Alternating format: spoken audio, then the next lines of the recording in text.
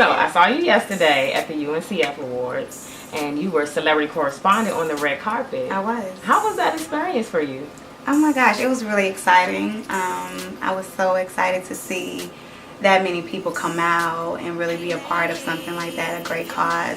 I was actually honored, you know, to get that phone call last minute and say, hey, I want you to come out. I just want you to be a part of this. And I was like, yeah, I got you, no problem. Yeah, that was a great thing to be a part of.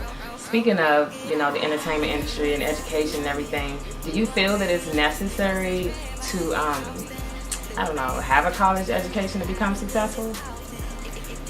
My honest opinion, I really don't think that it's necessary. I do think that it is a great thing to do, just to be educated on whatever business you decide to go in yourself.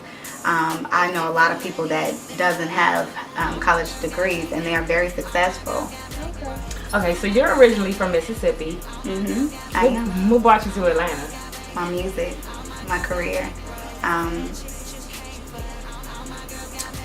Well, I wanted more than my city had to offer for me. So coming to Atlanta, the place where I know the music was really booming at, and back home we really don't have that many opportunities. I just thought that, you know, I need to go somewhere where it's going to be relevancy. What was it like growing up there?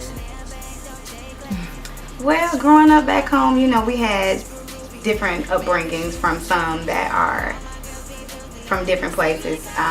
My grandmother played a major role in my life. Our grandparents were like our parents. You know, the neighbors could whoop us. Okay, I remember them days. We need to bring them days back. Right, you know, it takes a village. Right. So just growing up there, you know, and coming here, I was actually, I think that my morals from back home were a little deeper. You know what I'm saying? The things that I stand for now is a little bit more deeper than some people understand. So just being able to be brought up with certain some certain upcomings as far as like, you know, what's okay to do and what's not okay to do. You know. So I hear that you're the niece of James Brown. What is that like being a niece to a legend so great like that? Well, I think I have a lot of pressure on me right now. You know what I'm saying? For everybody to actually know that, and I just feel like I have something to live up to. Like I have to go all or nothing, you know, and I just got to be the best at that. So just having, you know, James Brown, even knowing that that was my uncle, you know, that's awesome. I got to bring it. I know, right? What do you do to plan to set yourself apart from other upcoming artists? What makes Mone special? What makes Mone special? Well, I would say that my mindset, I think totally different than most people. And most people that I speak with, you know, they say, well, that's a good way to look at things. I look at every angle, and then I'm looking outside that box. I'm asking myself, like, what is it that I can do that other artists not doing? As far as when it comes, like right now, I'm promoting my own music. You know, I have my own street team. I have people that work for me, but it's nothing like getting out there doing everything by yourself, for yourself. Like I promote myself. Can't nobody promote me better than I can do. Next. Are you with the label? Are you doing it independent? Independent. Is that the route? Do you feel like you have more freedom? I do. I like being independent. How do you feel about social media? And if it happened to you, like, how would you handle that situation? Social media bullying. What do you mean by social media bullying? Well, you know how once you become a celebrity, they start with those me things, and you know, just the haters come along, and it can be pretty intense. Like, are you prepared for that? You know me, I don't care what nobody think about me. I don't care what they say. I don't care how they look at me. Every day I get up, I look in the mirror, and I'm proud of who I am.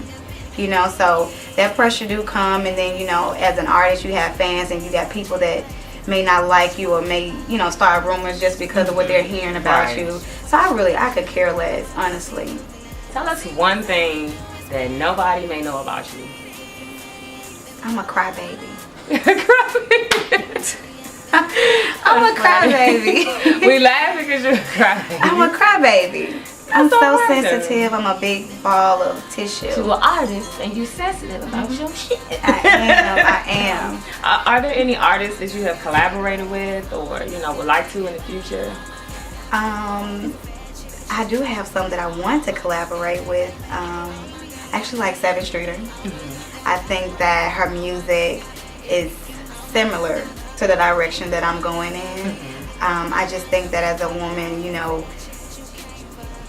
we have so many different emotions, and we go through so many different changes in life, emotionally, relationship-wise, personally. So I just think that being able to be open about your music and everything that goes on in your life, being real with people, you know what I'm saying? Just sharing your experiences, and you can share that through your experience. Okay. What is the inspiration behind your music? Like, where does it derive from?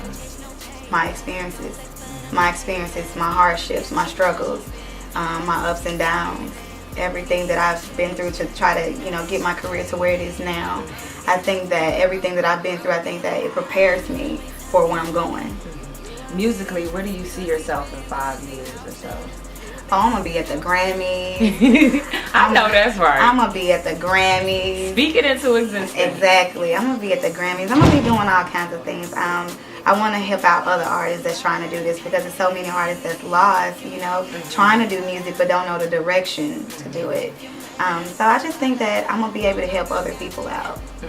What advice could you give some other upcoming artists that may be going through a similar situation? Have your own vision. Having your own vision and knowing exactly what you want for your own career without having anybody in your ear telling you what you need to be doing or how you should be doing it. If it's your dream, you got to live it. You got to make people see your vision. And in order to do that, you just got to know what it is that you want and how you want to go by doing it. Do you have any upcoming projects, anything you would like to tell us about?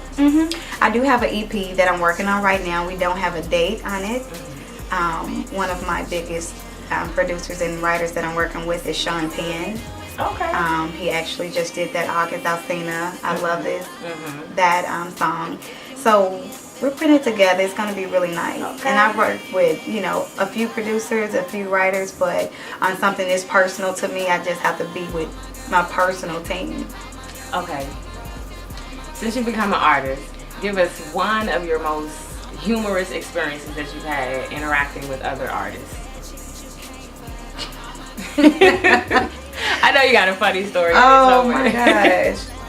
Okay, so we had a session actually, and it was an artist, it was a rapper actually, and I was just sitting in a session listening to them record music, and I was like, as a rapper, I thought it was easy to just go in there and just say whatever it is that you want to say. And I went in the studio one day and I tried to do the same thing. It didn't come out. And it didn't come out. Like I was like, okay, well maybe this ain't my lane. I'm gonna go back to where I belong. And it was just, it was awkward because I was actually thinking I could do it because I'm a songwriter. And I went in and I was like, I got a concept that I want to talk about. Actually, it was Young Scooter session, and I was just listening to him record, and he was just, and I was like, okay, and I went in thinking that I was gonna do the same thing one night, and it didn't come out. When did you realize that you could sing? When did you, figure out you had this amazing talent? It was back. I was a youngster. I heard Mary J. Blige, her song "I'm Going Down," and I would rehearse that song so much until the point when I was like, Mom, I want to go to church and sing this song. And it wasn't a church. I was going to say, did you really do it? No. But I was promised to go to Apollo, and I got in some trouble, and my mom was like, oh, you can't go to Apollo, so that little dream right there was just canceled. And I just still was determined, to finally one day be able to get in front of people and share that talent that I can sing. And that's really where I began, Mary J. Blige. That record. You can follow me on my Instagram, my Twitter, SoundCloud. Everything is I'm Just Mone. I am JUSTMONE.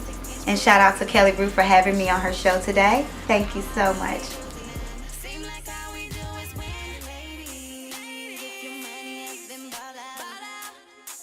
If your money has been ball out.